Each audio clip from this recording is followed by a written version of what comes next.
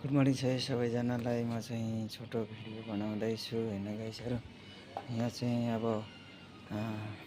मुस्लिमहरूको राय चल्दैछ, त्यही भएर अब उनीहरूको चाहिँ यस्तो पसलहरू बनाउँदैछ र यहाँ चाहिँ अरू पनि छ।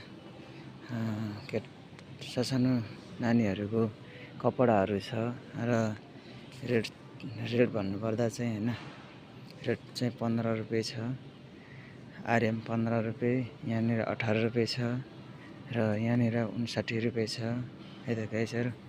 अनि यहाँ यता खानेकुराहरू छ, यतापट्टि खानेकुरा, यतापट्टि पनि लुगाहरू पनि छ है।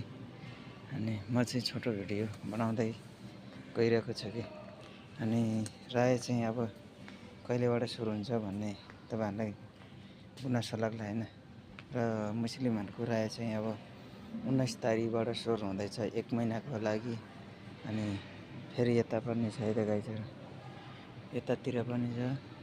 यो चाहिँ मुस्लिमहरूले लगाउने कपडा हो, यहाँ पनि छ।